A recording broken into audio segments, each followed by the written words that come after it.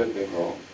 이 실제로 절차나 소프트웨어 사용 방법도 중요하지만 기본적으로 여러분이 특허청에 초원 서류를 낼 때 이제부터는 전자서명이 암호화를 해야 되는데 그 전자서명과 암호화에 대한 기본적인 개념을 좀 가지고 계세요. 기본적인 개념. 자, 우리가 일반적으로 암호화라고 얘기를 합니다. 암호화라고 하는 것은 뭐냐면 특정인과 송신하는 측과 수신하는 측이 있을 때 이 송신자와 수신자 이외에 중간에 있는 다른 제3자가 볼 수 없도록 하는 것이 암호화입니다. 그렇죠? 자, 이 암호화는 이전부터 많은 그 분야에서 널리 사용이 되고 있었습니다. 널리 사용이 되고 있었는데 자, 지금 전 세계적으로 인터넷을 통한 상거래가 굉장히 활발해지고 있죠. 소위 일렉트릭 커머스라고 하는 새로운 전자상거래가 많이 확산이 되고 있어요. 자, 그 일렉트릭 커머스에서 제일 중요한 게 뭐냐면 보안입니다, 보안. 왜냐하면, 자, 상거래가 이루어지기 때문에 돈이 왔다 갔다 하고, 또 자본이 왔다 갔다 하고, 물품이 왔다 갔다 하죠. 그런데 그 중간에서 구매자와 판매자 사이에서 오가는 정보를 제3자가 볼 수 있다면 그건 굉장히 큰 불행을 초래할 수가 있어요. 그래서 인터넷이 발전함에 따라서 이 전자서명 또는 이 암호화에 대한 것도 굉장히 많이 발전을 했습니다. 자, 오늘 여러분이 전자서명 및 그 전자서명 관리 소프트를 배우시면서 여러분 모두 다 전자서명이나 암호화에 대한 전문가가 될 필요는 사실 없어요. 일반적으로 컴퓨터를 쓰는 사람들 크게 나누면 시스템 관리자, 소프트웨어 개발자, 그리고 사용자 이렇게 나눕니다. 유저. 여러분들은 직접 보안에 관련돼서 개발하실 분도 아니고 그걸 관리하실 분들도 아니에요. 다만 시스템 관리자나 소프트웨어 개발하는 사람들이 개발해 놓은 걸 여러분 목적에 맞게 정확하게 쓸 수 있는 방법을 알고 있으면 되는 거예요. 자, 자기가 사용자가 된다 하더라도 기본적인 암호화나 전자서명에 대한 기본적인 이해는 있어야 돼요. 어느 정도는. 자, 그래서 먼저 이 전자서명이나 청해내는 절차에 있어서 설명드리기 전에 소위 이 암호화하는 거에 대해서 기본적인 개념 몇 가지 설명을 드릴게요. 자, 우리가 흔히 암호화에 대한 반대되는 말을 뭐라고 얘기하냐면 복호화라고 얘기를 합니다. 복호화. 자, 이 얘기는 뭐냐면 암호화라고 하는 건 일반적인 평문. 자, 평문이라는 거는 아무런 암호화도 되지 않고 누구나 다 볼 수 있는 문장을 평문이라고 얘기를 해요. 자, 이 평문을 암호문으로 만드는 게 뭐냐면 바로 암호화입니다. 암호화. 자, 다시 이 암호문을 다시 누구나 읽을 수 있는 평문으로 바꾸는 걸 뭐라고 하냐? 복호화라고 얘기를 합니다. 복호화. 자, 이 암호화, 복호화를 하는 과정에서 사람이 그냥 망치를 뚝딱 두들긴다고 해서 암호화가 되고 다시 복호화가 되는 것은 아닙니다. 이 암호화, 복호화할 때 특별히 필요한 어떤 장치나 뭐 기계적 장치가 아닌 특별한 수단이 있어야 되는데 그 암호화, 복호화를 하는 수단을 우리가 뭐라고 얘기하냐면 키라고 얘기를 합니다. 키. 암호화 키, 복호화 키. 자, 이 키는 일반적으로 자물쇠를 열 수 있는 게 이 키인 것처럼 열쇠로만 자물통을 열 수 있는 것처럼 암호화, 복호화된 것을 다시 평문으로 만들고 암호문으로 만들 수 있는 도구는 뭐냐? 바로 이 키라는 게 됩니다. 키. 자, 이 키가 있는데 이 키의 종류에 따라서 몇 가지 형태로 다른 방식의 암호화가 있습니다. 자, 일반적으로 많이 쓰는 형태가 뭐냐면 최초의 게, 첫 번째 게 단일키 방식. 단일키 방식의 암호화가 있는데 이 단일키 방식의 암호화는 뭐를 얘기하느냐? 자, 어떤 평문을 가지고 암호화를 합니다. 그러면 암호문이 되는데 암호화를 할 때 어떤 키와 다시 암호문에서 평문을 할 때의 키가 동일한 경우. 자, 이와 같이 암호화할 때 또 다시 그걸 복호화할 때 키가 동일한 케이스. 이걸 단일키 방식이라고 얘기하는데 이와 같은 단일키 방식은 굉장히 간단해요. 자, 간단하다는 게 무슨 얘기냐? 제가 특허청이고 여러분들이 모두 다 추원인이나 대리인이라고 가정을 해봅시다. 그럼 여러분들이 특허청에 제출한 어떤 서류나 또는 특허청에서 여러분들에게 나가는 서류에 대해서 단일키, 하나의 키를 가지고 암호화를 많이 한다고 하면 예를 들어서 제가 A라고 하는 특정 대리인에게 통지서를 보내야 돼요. 어떤 뭐 거절리 통지서나 의견 제출 통지서를 보내야 되는데 그 통지서를 보낼 때 어떤 이 하나의 키를 가지고 암호화를 한다. 근데 그게 잘못 전달해서 B에게 전달이 됐다. B도 그 키를 가지고 있죠. B도 그걸 열어볼 수가 있어요. 또 반대로 여러분이 갖고 있는 키나 내가 특허청이 갖고 있는 키가 동일하기 때문에 B라고 하는 추론이 특허청에 내는 어떤 추론에 관련된 중요한 소리가 있는데 그걸 뭘로 암호화를 해서 청에 보내요? 본인이 가지고 있는 단일 키를 가지고 암호화를 해요. 그러면 특허청이 그걸 정상적으로 접수해도 그걸 풀 수 있지만 그 옆에 있는 다른 사람들이 그걸 입수를 해도 그걸 풀 수가 있다는 얘기예요. 키가 다 똑같으니까. 특허청이 갖고 있는 키나 여러분이 갖고 있는 키나 송신측이나 수인측이 갖고 있는 키가 동일하기 때문에 그게 단일키 방식입니다. 자, 이 단일키 방식은 간편하긴 하지만 정보가 노출될 위험이 상당히 큽니다. 과거에만 쓰이고 요즘 별로 이게 잘 쓰이지 않는 방식이에요. 자, 두 번째. 공개키, 개인키 방식이라는 게 있어요. 공개키, 개인키 방식. 자, 암호화는 하는데 공개키, 개인키 방식. 자, 이건 뭐냐 하면 어떤 특정한 암호화를 수행하는 데 있어서 이 키가 항상 쌍으로 존재합니다. 쌍. 페어로 존재하는데 어떤 쌍이냐? 공개키와 개인키. 이것이 항상 이렇게 쌍으로 존재합니다. 자, 공개키를 퍼블릭키라고 얘기를 하고 개인키를 프라이빗키라고 이야기를 합니다.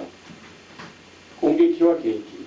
자, 예를 들어서 특허청도 자, 특허청과 여러분 출원이 대리인 사이에 어떤 관계가 있을 때 특허청도 특허청의 공개키, 특허청의 개인키가 있고 여러분들도 출원인 A의 공개키, 출원인 A의 개인키 항상 키를 쌍으로 가지고 있다는 얘기예요. 쌍으로.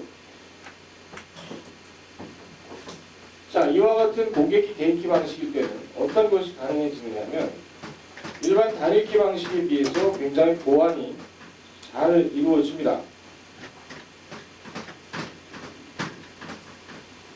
자, 제가 단일키 방식에서 말씀드렸던 거 평문에서 암호문을 만들 때 그리고 암호문에서 다시 평문을 만들 때 암호화와 복호화 과정에 사용되는 키가 동일한 키를 가지고 사용한다고 말씀을 드렸습니다. 단 하나의 키를 가지고. 자, 공개키, 개인키 방식일 때는 어떤 식으로 그것이 처리가 되느냐 하면 예를 들어서 특허청이 있습니다.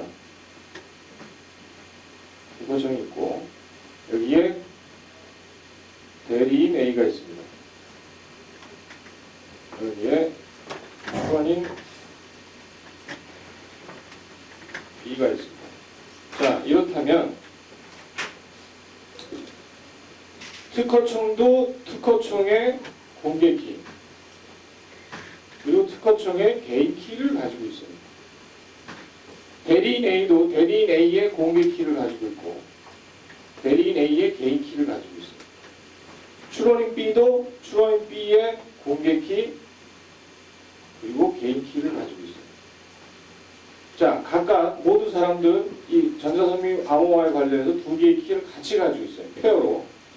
자, 이렇게 가지고 있는데 이 개인키와 공개키에 대한 구분은 어떻게 구분이 되느냐? 자, 공개키, 남에게 줄 수 있는 거예요. 자, 배포할 수 있는 키라 이럽니다. 공개키. 자유롭게 남에게 배포할 수 있는 키가 공개키다 이거죠. 자, 개인키 이거는 주인만 가져야 되는 키예요. 주인만. 그 키의 주인만 가지고 있는 것이 뭐냐? 바로 개인키라는 거죠. 자, 다른 사람들도 마찬가지예요. 예를 들어 특허청의 공개키 다른 출원인이나 대리인들에게 마음대로 오픈시켜서 배포할 수 있다는 얘기입니다. 자, 특허청의 개인키 이거는 자기가 꼭 가지고 있어요. 자기가. 일반 대리인들이나 출원인도 마찬가지예요. 자신의 개인키는 자기만 가지고 있고 남에게 유출되지 않도록 자기가 잘 보관을 해야 되고 공개키는 다 오픈을 해도 돼요. 자, 예를 들어서 어떤 출원 서류를 특허청에 낸다라고 가정을 하겠습니다. 출원 서류의 제출인 경우에 출원 서류를 제출하는 경우에 대리인이나 출원 쪽에서 특허청으로 오겠죠. 특허청으로. 자, 두 가지 케이스가 있는데 출원 서류 제출이 있고 하나는 그 청에서 나가는 통지서 같은 경우에 이런 통지서를 발송하는 경우에 자, 두 가지 케이스가 있는데 자, 먼저 아까 제가 공개키와 개인키라고 하는 게 한 사람에게 두 개가 같이 가지고 있고 서로 쌍으로 전달한다 이렇게 말씀드렸는데 자, 이 공개키, 개인키 방식은 일반적인 이 단일키 방식에 비해서 다른 점이 뭐냐 하면 자, 어떤 평문이 만약에 있습니다. 어떤 평문이 이 평문을 암호화를 하는 거예요. 암호화를 할 때 뭘로 암호화를 하느냐? 만약에 개인키를 가지고 암호화를 하면 암호문을 만들었어요. 자, 이 암호문을 다시 복호화해서 평문으로 만들 때 이때는 뭐를 써야 되느냐? 개인 키로 만들었다면 공개 키로 이거를 복호화를 해야 이게 평문이 됩니다. 공개 키로. 암호화를 할 때 개인 키로 했다면, 자, 반대로 이 평문을 어떤 사람이 공개 키를 가지고 암호문을 만들었다면 이 공개 키를 가지고 만든 이 암호문은 그 사람의 개인 키로만 복호화를 할 수가 있습니다. 자, 아까 일반 단일 키 방식에서 한 가지 키를 가지고 암호화, 복호화 다 처리를 했어요. 그죠? 지금 공개 키, 개인 키 방식에서는 한 사람이 두 가지 키를 가지고 있다고 말씀드렸죠. 두 가지 키. 그리고 그 두 가지 키가 서로 쌍으로 이런 식으로 존재를 해야 암호화와 복호화가 이루어집니다. 자, 이런 원리를 이용해서 서로 크로스돼서 암호화, 복호화가 이루어진다는 원리를 이용해서 어떻게 할 수 있느냐? 예를 들어서 추론 서류를 제출하려고 할 때 대리인이나 추론인이 특허청에 추론 서류를 제출하고 할 때 자, 이 특허청의 공개키는 어떻게 됐어요? 남에게 배포할 수 있다고 그랬죠. 남에게.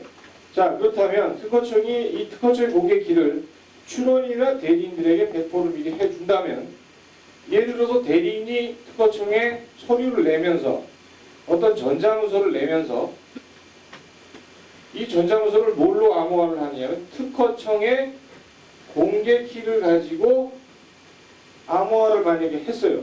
그럼 특허청이 이걸 접수를 받았습니다. 그러면 특허청은 이 문서를 뭘로 복호화를 해야 되겠습니까? 특허청의 개인키를 가지고 복호화를 해야 되겠죠. 자, 제가 아까 뭐라고 했어요? 개인키라고 하는 거. 이건 누구만 갖는다? 주인만 갖는다고 했죠. 결국은 이렇게 제출되어 오는 중간에 있는 어떤 과정에서 저 전자문서가 노출이 된다고 해도 실제로 그 전자문서를 풀 수 있는 사람은 특허청밖에 없다는 얘기입니다. 자, 아까 단일키 방식에는 어땠습니까?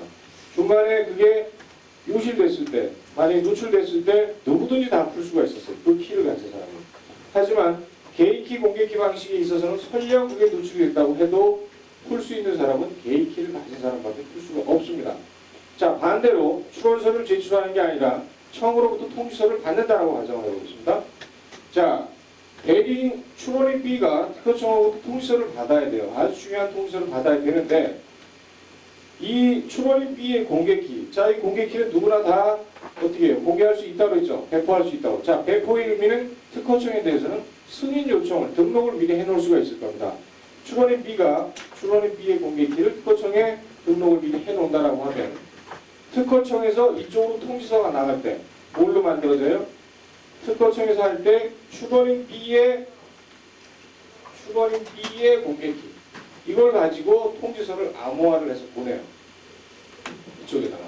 그럼 추론인 B는 특허청으로부터 온 그 통지서를 뭘로 풀겠습니까? 뭘로 복구하는? 추론인 B의 개인키로 풀겠죠. 중간에 이게 잘못해서 대리인 A한테 갔다. 이 사람이 풀 수 있습니까? 못 풉니다. 왜냐하면 추론인 B의 공개키로 암호화를 했기 때문에 그 통지서는 추론인 B의 개인키로밖에 풀 수가 없다는 얘기죠. 자, 무슨 얘기인지 아시겠어요? 바로 이 방식이 뭐냐면 공개키, 개인키 방식이에요. 공개키, 개인키 방식. 자, 이런 방식에 의해서 청에 제출되는 전자문서들에 대한 보완을 하고 있습니다. 자, 이것이 뭐냐? 바로 전자서명에 관련된 건데, 자, 여러분이 보면은 이 전자서명 및 암호화 두 가지 말을 지금 쓰고 있는데, 자, 전자서명이라는 말하고 암호화라는 말을 쓰고 있습니다. 이 두 가지 혼동이 여러분 되실 것 같아서 간단하게 설명을 드리면 전자서명하고 암호화. 자, 암호화는 여러분이 일반적으로 많이 있는 청에 제출하는 서류는 아까 말씀드린 대로 특허청의 공개키를 가지고 암호화를 합니다. 특허청의 공개키를 가지고. 자, 전자서명은 뭐예요? 전자서명은 이 추론인 B의 대리인 A의 개인키를 가지고 전자서명을 해요.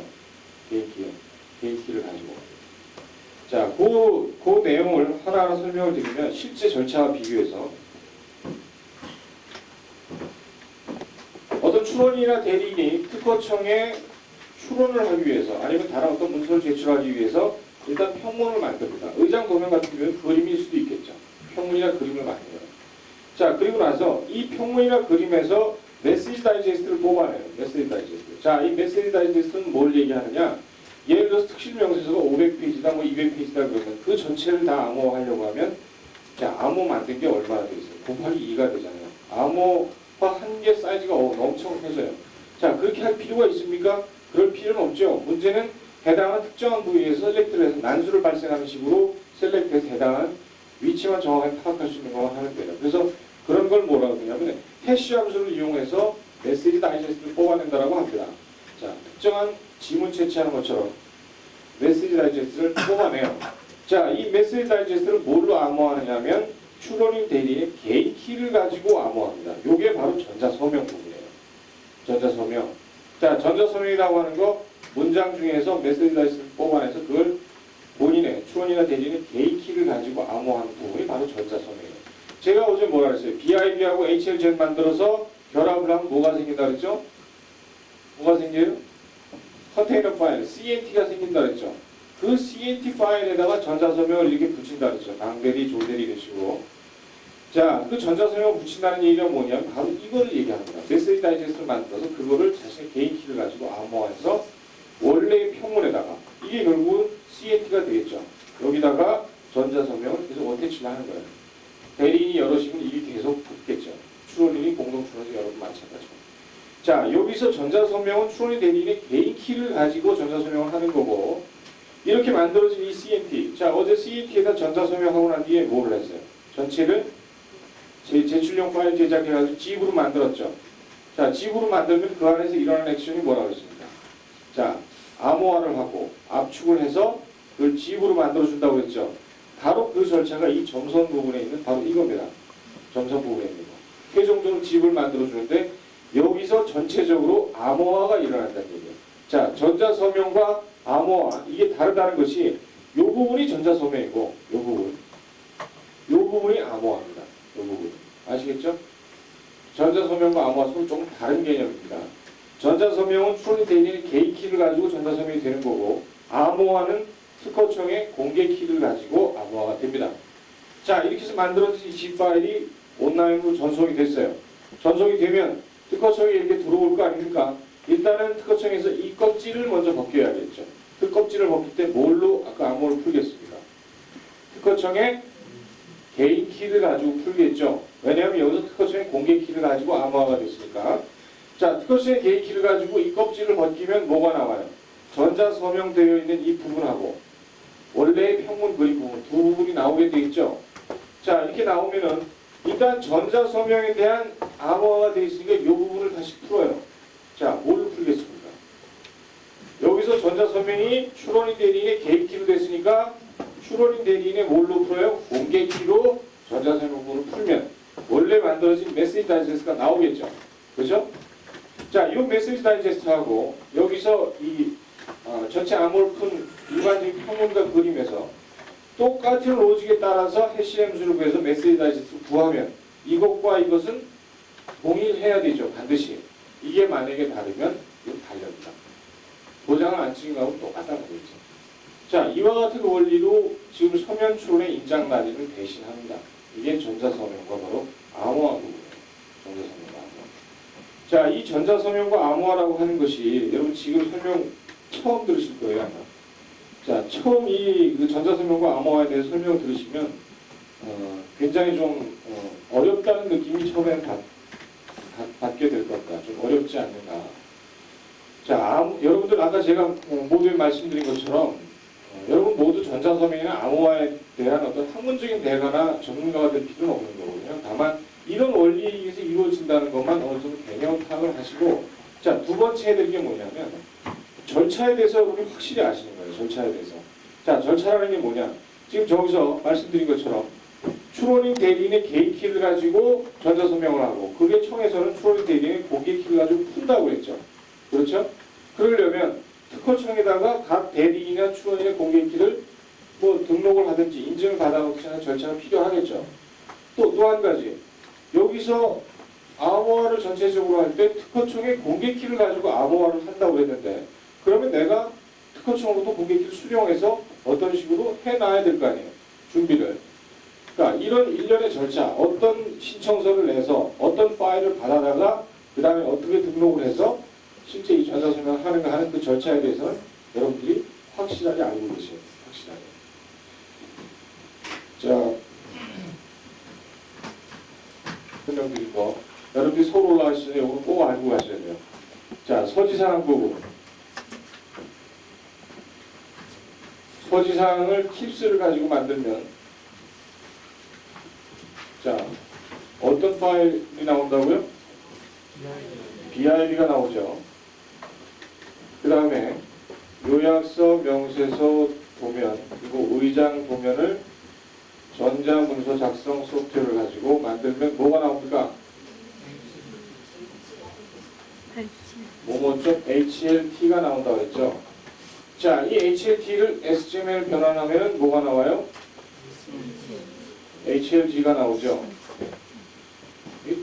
저도 중학교 다닐 때 제트로 배웠는데 우리 그 3살짜리 꼬마는 이게 뭐야? G 그러더라고요. 자, HLG. 자, DIB와 HLG 요거를 결합을 하면 뭐가 됩니까? 컨테이너 파일 CNT가 된다 그랬죠. CNT 뭐뭐점 CNT. 자, 이 CNT에다가 전자서명을 이제 하게 돼요. 전자서명. 그리고 이 전자서명이 된 것을 암호화를 해서 청에 제출하는 제출용 파일 뭐뭐점 집을 만든다고 말씀드렸어요. 자, 그런데 실제로 이 전자서명을 하고 이 암호화하는 이 부분, 방금 전에 제가 설명드린 대로 전자서명과 암호화는 서로 다르다고 했는데 암호화라고 하는 이 부분, 특허청의 공개키로 암호화가 된다고 했죠.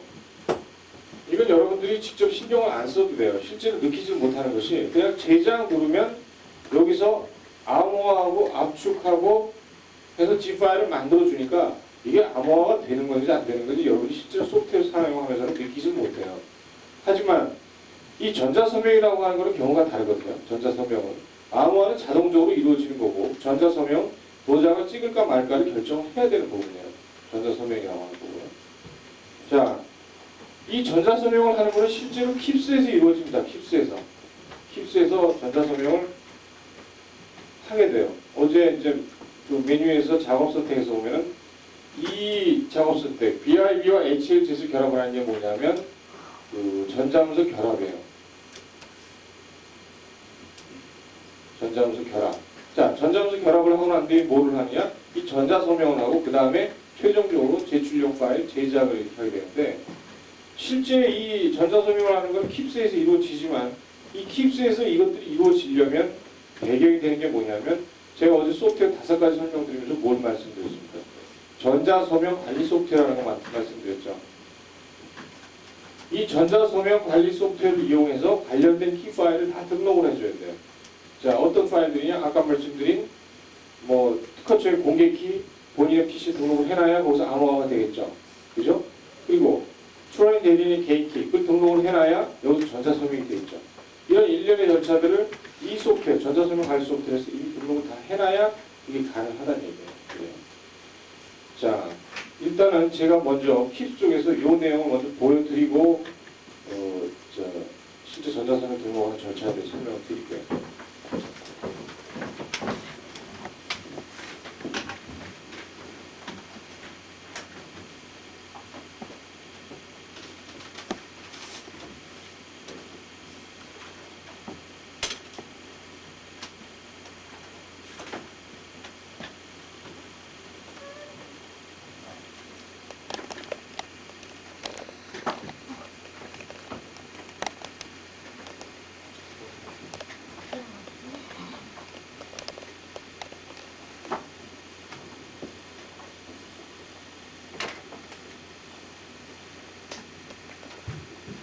예를 들어서 특허 추원서를 하나 이렇게 만들었다고 가정을 하겠습니다. BIB 파일을 하나 이렇게 만들었다고 가정을 하겠습니다.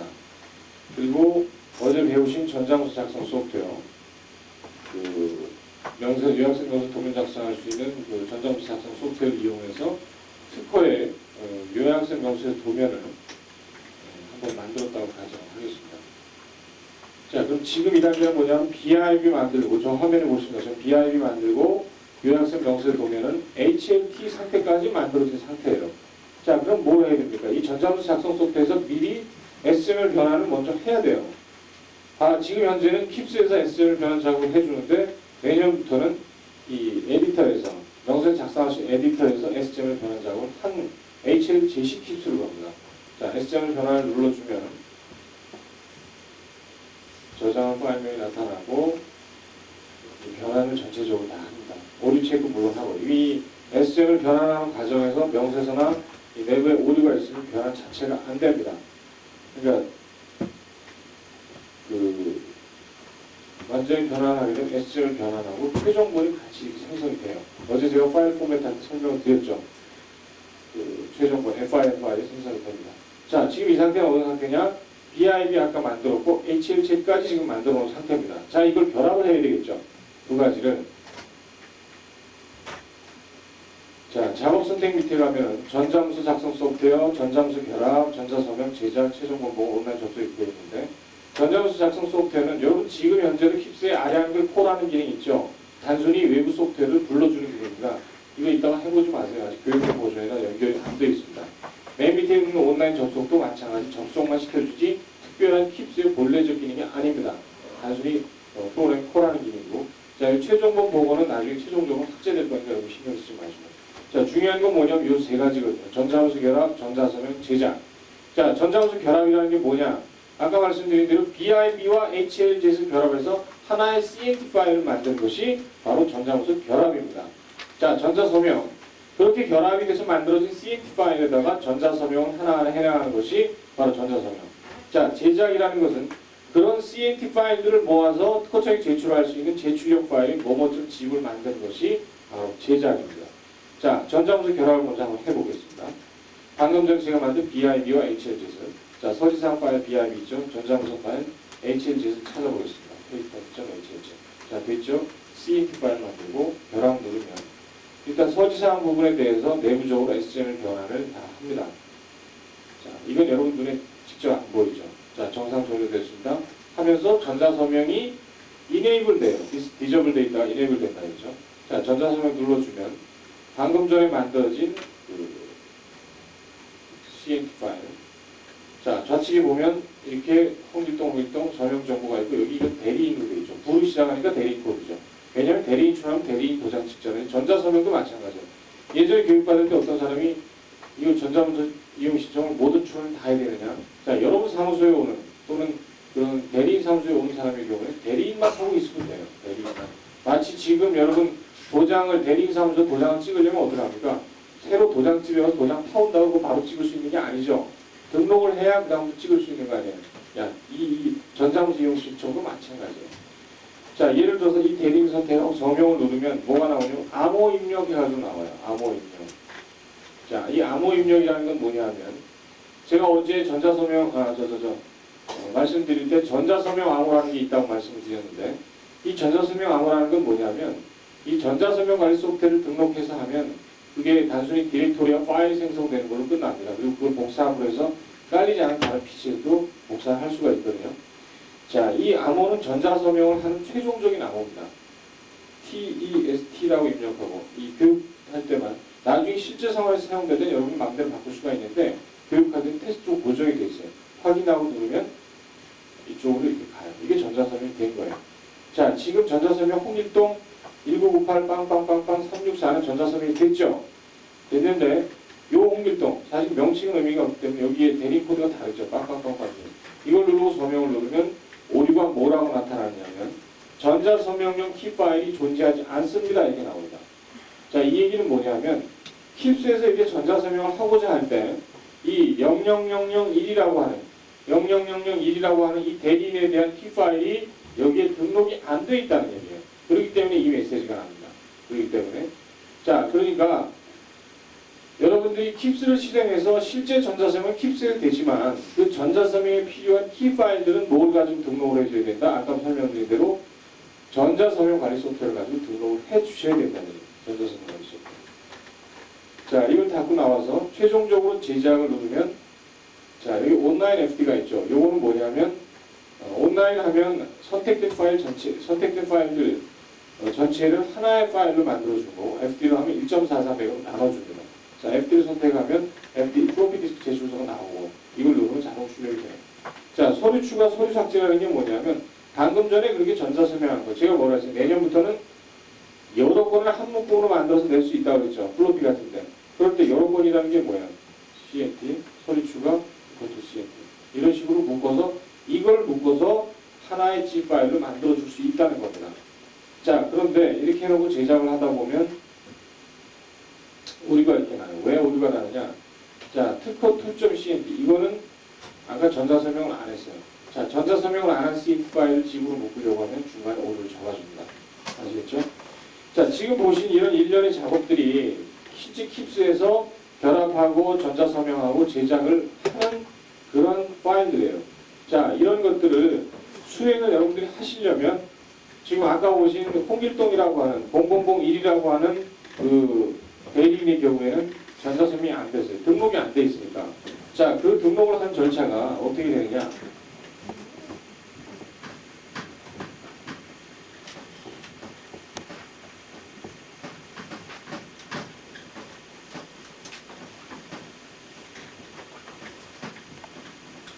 출원인이 최초의 출원인이 특허청에 문서를 제출하기 위해서 뭐를 해야 됩니까? 출원인 등록 신청을 합니다.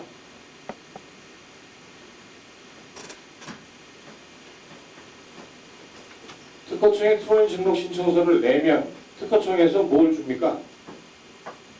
특허청에서 뭘 주죠? 출원인 코드를 주죠. 자, 출원인 코드를 바로 발급을 해줘요. 자, 지금 이 상태가 어떤 상태냐? 서면 출원을 할 수 있게 준비가 된 상태예요. 서면 출원. 자, 이거 내가 플로피 디스크나 온라인으로 전자 출원 한번 해봐야 되겠다. 그럼 뭘 내야 됩니까? 이 출원인 코드가 있는 상태에서 전자문서 이용 신청을 내야 됩니다.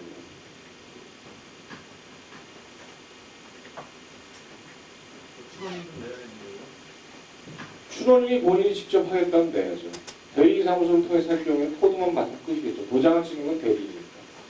자, 전자문서 이용 신청서를 청에다 내면 청에서 뭐를 주냐면 일단 기본적으로 전자출원에 관련된 소프트웨어를 줍니다. 무료로 주겠죠. 자, 대한민국 특허청이 참 마음이 좋은 특허청이에요. 전 세계 특허청 중에 소프트웨어 공짜로 주는 특허청은 우리나라밖에 없습니다. 미국 같은 경우도 인터넷 홈페이지에는 다 그냥 올려놨으면서 매체에 담겨있는 건 다 돈 주고 팔아요. 50불 100불씩.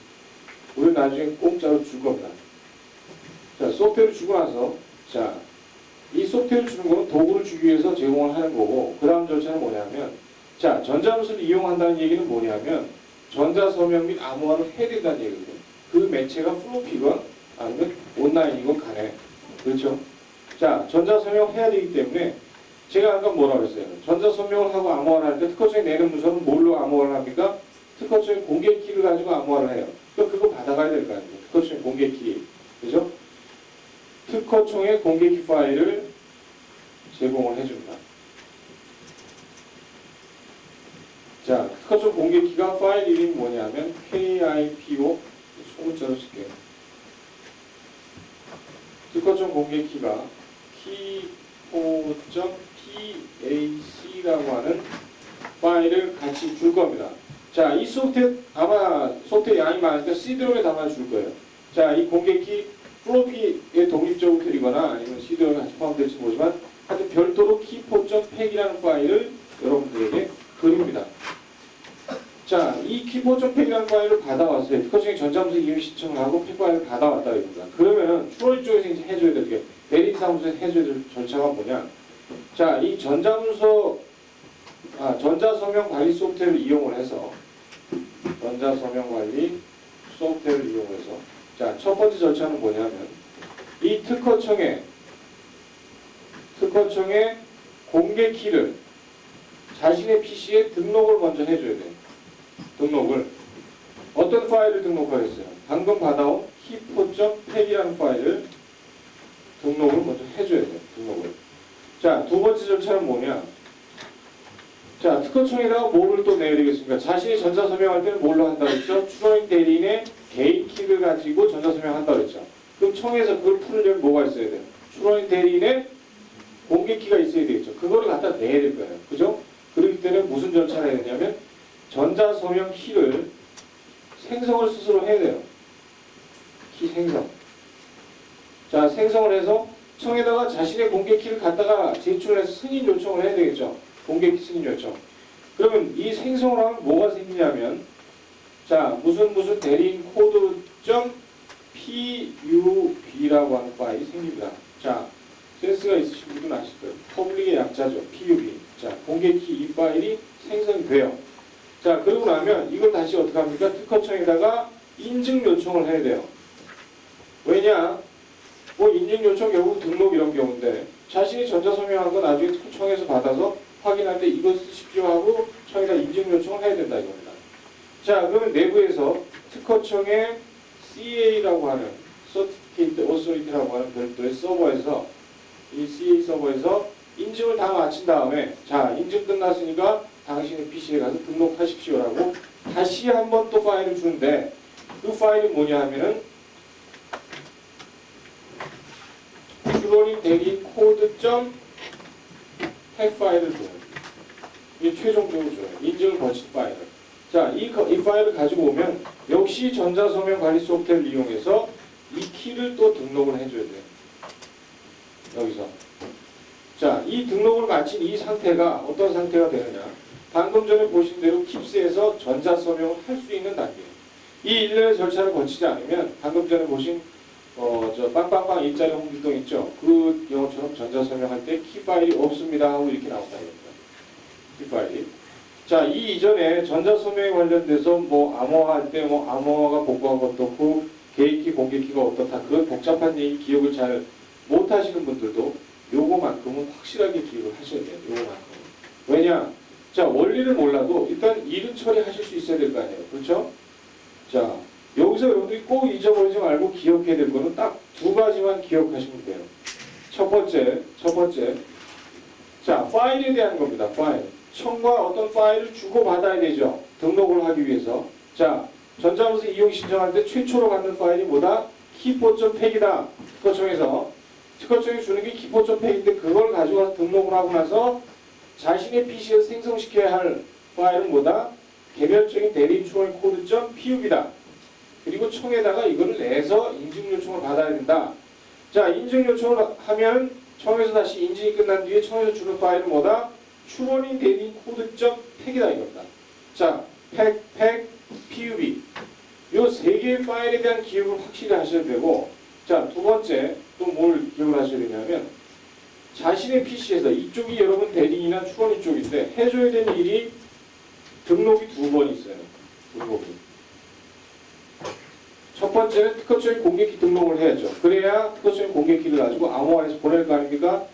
이 등록 절차가 하나 있고 또 한 가지는 인증받은 출원인의 키들을 출원이나 대리인의 키들을 등록을 해줘야 돼요. 자, 제가 두 가지 말씀드렸습니다. 오고 가는 파일의 종류를 확실히 기억하시라고 했고 등록 절차가 두 번이 있다는 거 꼭 기억하시라고 제가 말씀드렸어요. 올 12월 초쯤에 지금 이달 말이나 11월 초까지는 아마 여러분 사무소 대리인이나 아니면 출원인들 다출원 기업체에서 대리인 통해서 청에 출원하신 경우에는 새로운 출원이나 새로운 대리인 코드가 다 통보가 될 겁니다. 자, 그 상태가 어디냐? 여기까지 와 있는 상태죠. 11월 중에 거의 그 코드가 다 청에 계류 중인권 있는 데는 코드가 나갈 거예요. 그러니까 오늘 기업체에서 오신 분들 있죠. 돌아가시면 빨리 확인해 보세요. 빨리. 우리 대리인, 우리 출원 코드가 뭐냐? 그리고 상호나 법인명이나 법인 등록번호 제대로 됐는지 대리인 사무소에 다 확인하셔야 돼요. 이 출원인 등록 관리 이거 굉장히 중요합니다. 내년부터는. 자, 이게 11월 말까지 다 되고 나면 12월 한 달 동안에 어떤 절차를 사전 등록하느냐? 이 출원인 등록만 사전 등록을 하는 것이 아니라 전자문서 이용 신청할 수 있는 이 일련의 절차, 지금 설명드린 이 일련의 절차가 12월 중에 일어납니다. 자, 내년 1월 4일 날 플로피 내려면 올 연말까지 이 절차 다 해가지고 등록을 다 해 놓으셔야 가능하다는 얘기입니다. 아시겠죠? 12월에 이런 절차. 자, 그런데 12월에 여러분이 그 사전 등록을 할 때 지금 이런 절차에 따라서 진행을 한다면 특허청이 두 번 와야 돼요. 특허청이 두 번. 왜냐하면 처음에 신청서 낼 때 한 번 오죠. 받아가고 다시 인증 요청하러 또 와야 되거든요. 그래서 이 일련의 절차가 예를 들어서 부산에 계신 어떤 사람이 와야 된다면 그 예전보다 낫죠. 대전까지만 오면 됩니다. 좀 나지긴 하지만 두 번 왔다 갔다 하는 건 별로 좋은 일이 아니기 때문에 가능하면 한 번에 해결할 수 있도록 일부 조정을 할 겁니다. 어떤 조정이냐?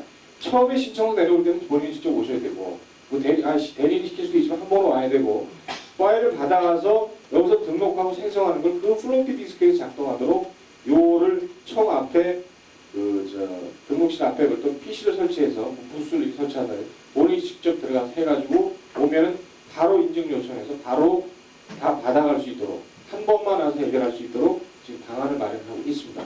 그리고 또 한 가지는 내년 이후부터는 어떤 게 가능해지느냐? 이 인증 요청하고 최종적인 이거 공개키 보증서 받는 것을 온라인으로 할 수 있도록 지금 개발을 하고 있습니다. 그렇기 때문에 한 번만 일단 오시면 되고 자꾸 어떤 분들이 질문을 하시는데 매번 출원할 때마다 이런 절차를 해야 되냐? 그거는 아니에요. 한 번 해놓으면 끝이라 얘기예요. 지금 이 전자부석 이용 신청을 해서 이렇게 등록을 하는 절차가 지금 여러분 하고 계시는 그 일반적인 인장이 변경되거나 인장 분실했을 때 새로 파가지고 변리사회를 통해서 등록하죠. 등록해야 쓸 수 있는 거 아닙니까? 특허청에서. 그거하고 똑같다고 생각하시면 돼요. 물리적인 인장이 아니라 이 전자 파일에 의한 인장이라고 생각하시면 된다는 거죠. 그거하고 큰 차이가 사실 없어요. 자, 그럼 이번 시간 여기서 마치고 이 다음 시간에 이번 시간에는 이전에는 이제 전자섬유기 암호화에 대한 일반적인 얘기를 드리고 전자섬유기 암호화를 하기 위한 준비 절차에 대해서 지금 설명을 드리겠습니다. 자, 이번 시간에 여러분이 직접 실습도 한번 해보실 수 있는데 뭐냐면 실제 아까 말씀드린 대로 청에서 어떤 파일을 받아오고 그걸 등록하고 또 어떤 새로운 전자섬유 키를 생성하고 그걸 다시 청에 인증 요청하고 다시 받아온 뒤에 등록하고 이런 일련의 절차를 하는 게 뭐라고 말씀드렸죠? 전자섬유 관리 소프트웨어를 가지고 그게 실제 시행이 되거든요. 자, 그 전자섬유 관리 소프트웨어에서 그게 등록이 되고 생성이 되어야만 실제로 전자섬유를 킵스에서 할 수 있다는 거예요. 킵스 자체에서 그걸 등록하고 생성하는 기능은 없고 그 전자섬유에 관련된 키나 이런 것들을 설정하는 건 어디서 하느냐? 전자섬유 관리 소프트웨어에서 한다는 거죠. 자, 전자섬유 관리 소프트웨어 사용 방법을 제가 바로 설명을 드리겠습니다. 자, 여러분 일단 실습을 하실 때 지금 화면을 보시는 것처럼 자, KEYMAN, 키맨이라고 하는 이 폴더 내에 전자섬유에 관련된 키들이 다 등록이 되어 있어요. 자, 여러분 PC 하지 마시고 일단 스크린을 보시고 일단 제가 실습 시간 드릴 테니까 자, 이 키맨이라고 하는 폴더를 먼저 삭제를 하셔야 돼요. 삭제를. 왜냐하면 이 이전에 교육받은 사람들이 등록을 다 해놓은 거기 때문에 이걸 삭제를 하셔야 돼요.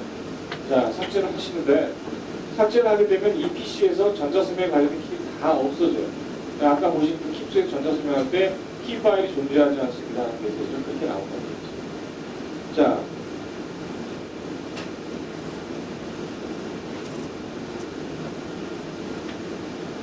제가 여기 디스크를 지금 한 장씩 이따가 나눠드릴 겁니다. 이 디스크는 뭐냐 하면 전자부석 이용 신청서를 청에 내면 청에서 무슨 파일을 준다고 했죠? key.k라는 파일을 준다고 했죠. 바로 key.k라는 파일이 여기 담겨 있어요. 자, 청으로부터 청에다가 전자부석 이용 신청을 하고 key.k라는 특허청의 공개 파일을 특허청으로 받았다. 그럼 제일 먼저 뭐를 해야 되죠? 등록을 해야 돼요. 특허청 공개 등록을 해야 되죠. 자, 그 일련의 절차를 제가 설명을 드리겠습니다. 자, 전자섬유 관리 소프트웨어를 실행을 하면 먼저 해줘야 될 게 로그인을 해줘야 돼요. 자, 왜 로그인을 해줘야 되냐면 이게 온라인 접속 로그인이 아니라 여러분이 작업하고자 하는 출원인이나 대리 코드를 선택을 해줘야 된다는 겁니다. 한 PC 내에 여러 명의 대리인 또는 여러 명의 출원인에 관련된 전자섬유 키를 등록을 해놓을 수가 있어요. 그걸 가지고 작업할 때도 마찬가지입니다. 암호를 변경하거나 이럴 때도 해당하는 출원인 코드, 대리 코드를 선택하고 나서 관련된 작업을 해줘야 돼요. 자, 여러분이 여기서 대리 코드 입력하실 때 각 책상에 있는 그 해당하는 대리 코드를 입력하셔야 됩니다. 다른 거 입력하시면 안 돼요. 9, 1998, 빵빵빵빵, 364. 자, 이걸 한번 보겠습니다. 그 메뉴들이 이제 다 나타나요. 자, 최초로 해야 되는 게 뭐다? 등록이라고 했죠, 등록. 뭘 등록합니까? 특허청의 공개키를 등록합니다. 제가 아까 뭐라 그랬어요? 등록이 두 가지가 있다 했죠. 특허청의 공개키 등록이 있고, 각 출원 대리인의 키 등록이 있다고 했습니다. 자, 먼저 특허청의 공개키, key.k라고 하는 파일을 지금 플로피 디스크에 담아왔으니까 A를 선택하고 등록 버튼을 누르면 그 key.k라는 파일을 여러분의 PC에 등록을 해주고 성공적으로 수립됐습니다. 자, 그러면 탐색기를 가서 한번 볼게요. 자, 지금 키메인이라는 게 생성이 되어 있는데 생성이 안 된 것처럼 보이죠? 리프레시를 해줘야죠. 70년도로 보시면. 자, 그럼 키메인이라고 하는 새로운 폴더가 생겼죠. 특허청 공개키 등록으로 의해서 이게 생긴 거예요. 자, 내려가서 보면 키포라고 하는 폴더가 있고 여기에 특허청 공개키 픽 다 등록이 되어 있습니다. 그 다음에 91998 빵빵빵빵 367 2 4 자, 이 개별적인 대리 코드가 있고 그 밑에 REG라는 게 있고 여기에 키포 좀 택이 있는 거가 있어요. 다시 등록을 하고 나서 이걸 종료하고 두 번째 절차가 뭐죠? 자신의 전자서명 키 생성을 해야 되죠. 자, 전자서명 키 생성을 눌러줍니다. 자, 여기 비밀번호 되어 있는데 이게 최종 버전은 비밀번호가 아니라 전자서명 암호로 바뀐 거예요. 자, 이따 오후에 온라인 추원 소프트웨어로 들어가면은 거기에는 접속 아이디와 비밀번호가 있어요. 여러분들 일반적으로 하이텔이나 천리안 통신할 때 어떻게 합니까? 전화를 걸죠. 걸면 이용자 번호가 나오고 그 다음에 비밀번호가 나오죠. 자, 여기 나온 이 비밀번호는 이게 전자서명 암호로 나중에 바뀔 거예요. 자, 이 전자서명 암호는 아까 제가 킵스에서 전자서명 할 때 암호하고 툭 튀어나왔죠. 그 암호를 쳐줘야 전자서명이 넘어갔습니다. 그때 사용한 암호를 여기서 입력을 해줘야 돼요.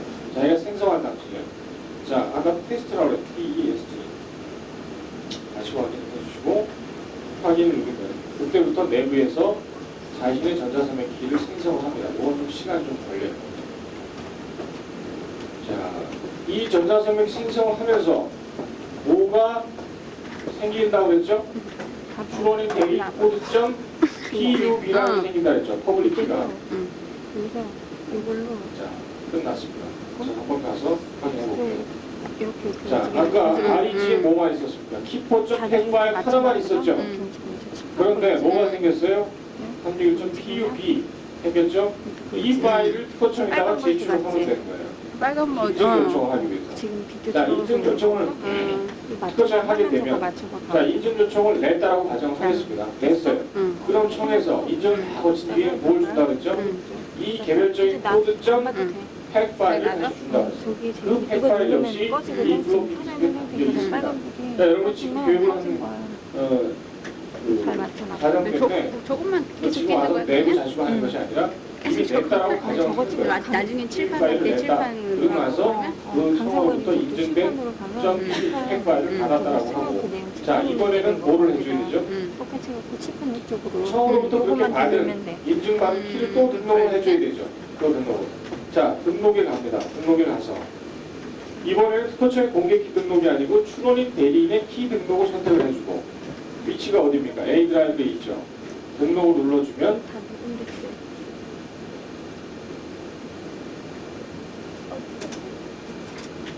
팩판이 안 받네요.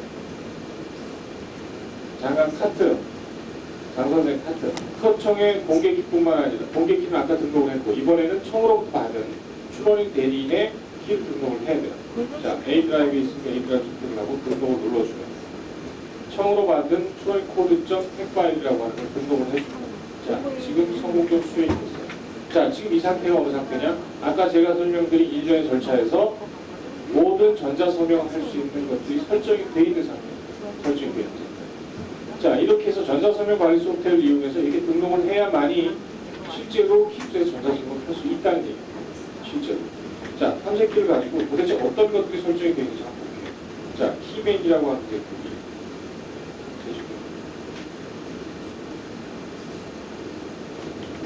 키맨이라고 하는 폴더 밑에 키포라고 하는 폴더가 생기고 여기에는 특허청의 공개키들이 다 등록이 되죠.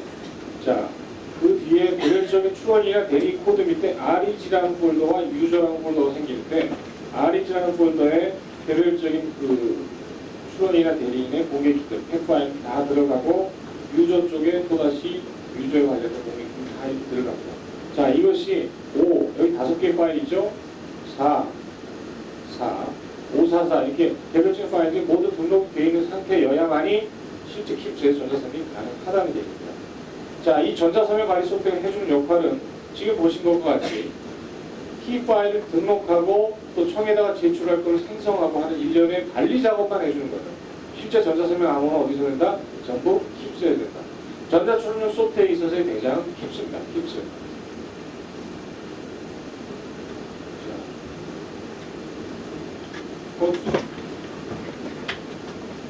그 비밀번호 대한 질문이 들어왔는데, 자, 이 비밀번호가 나중에 전자서명 암호로 제가 바뀐다고 말씀드렸죠. 이 전자서명 암호가 이용되는 경우는 두 가지입니다. 하나는 방금 전에 보신 것처럼 킵스에서 진짜 전자서명 할 때, 전자서명 진짜 할까요? 하고 물어보는 게 암호예요. 거기서 암호 치면 전자서명 넘어갑니다. 또 한 가지는 어떤 경우냐면, 이따 오후에 배우실 온라인 전송 중에서 온라인 전송되어 통지서를 내려받을 때 아무나 내려받게 하면 안 되겠죠. 거기서 통지서 내려받으려면 거기서 암호를 쳐줘야 되는데 이 암호와 동일합니다. 전자서명 할 때 암호하고.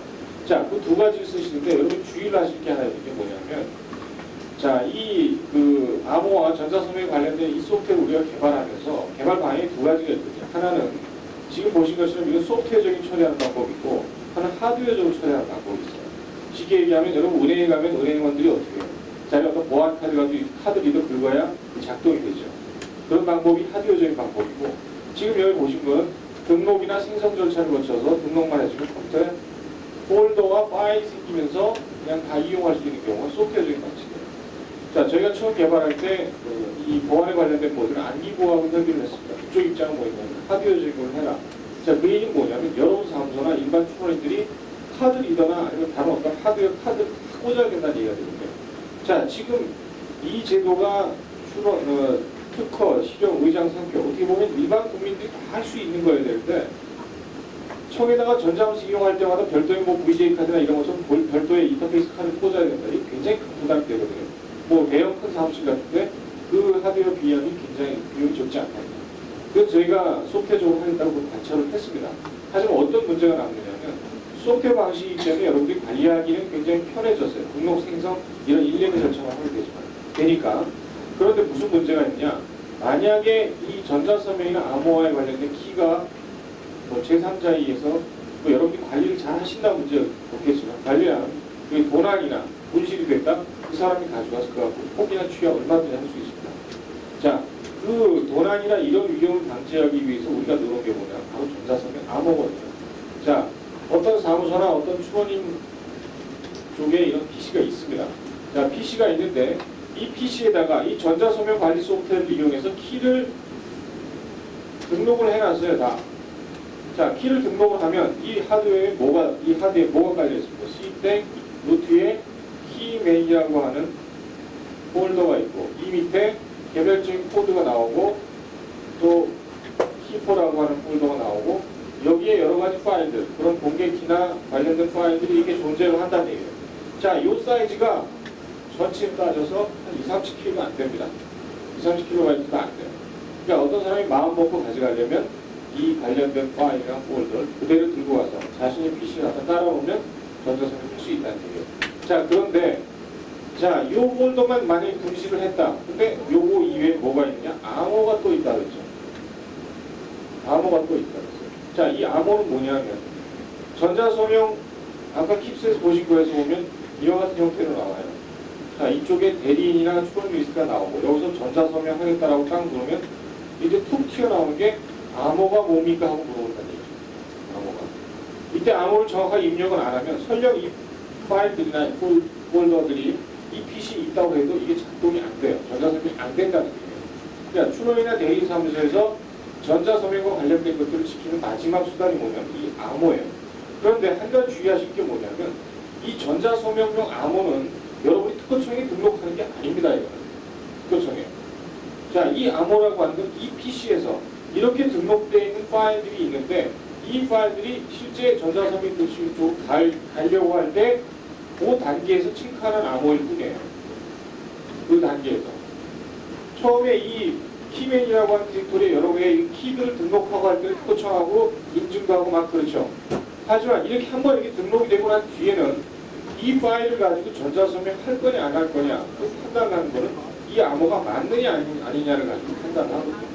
그리고 이 전자서명 암호는 여러분 사용자들이 마음대로 수시로 바꿀 수가 있어요. 변경이 가능하다 이죠. 자, 그러니까 어떤 일이 발생할 수 있느냐? 이 PC에 이러한 전자서명에 관련된 폴더 파일들이 있습니다. 그리고 여기 암호가 있다고 그랬죠. 이 두 가지가 다 유출이 됐어요. 그거는 청에서 책임 못 진다니. 이 암호를 관리하는 거, 이 파일을 관리하는 거는 추론이 대리인측이 하에서 관리가 돼야 된다는 거예요. 그리고 요거는 개별적인 PC에 작동돼요. 그러니까 어떤 사람이 여기에 암호가 1, 2, 3, 4로 돼 있었어요. 1, 2, 3, 4. 근데 어떤 사람이 이 암호도 알고 이 파일도 가져가서 또 다른 제3의 PC에 가져가서 이 파일이나 이걸 다 깔아놓고 자, 암호 변경 가능하죠. 여기서 암호 변경을 ABC로 바꿨어요. 그러면 여기서 ABC로 해서 전자설명 하나, 여기서 1, 2, 3, 4로 전자설명 하나, 특허청에서 볼 때는 똑같은 그 대리인이 한 거예요. 왜냐하면 이 전자설명 암호라고 하는 건 그 PC 안에서만 유효합니다. 이 역할이 이 전자설명에 관련된 파일로부터 전자설명 진짜 넘기겠습니까? 아니겠습니까를 판단하는 수단일 뿐이다. 수단. 그러니까 여러분 사무소에서 이 암호에 대한 관리를 철저히 하시면 돼요. 철저히. 그리고 여러분이 이 암호를 실수로 뭔지 모르게 잊어버렸다? 청에서 그걸 알려줄 수가 없어요. 왜냐하면 청에 등록하는 게 아니기 때문에 여러분 스스로 관리하는 거예요. 온라인 출원할 때 접속하는 아이디는 출원이 내린 코드가 아이디입니다. 그거는 자기가 잊어버린 코드는 청에 등록되어 있으니까 제가 코드 번호가 마지막 자리가 4입니까 5입니까 이거는 청에서 가르쳐 줄 수가 있어요. 하지만 온라인 접속할 때 비밀번호 그건 본인밖에 모릅니다. 특허청도 모르고 바로 전자설명 암호도 같은 거입니다. 이 암호 관리 잘 하셔야 돼요. 자, 실습하십시오. 다가 다시 이제 시작하려고 하다가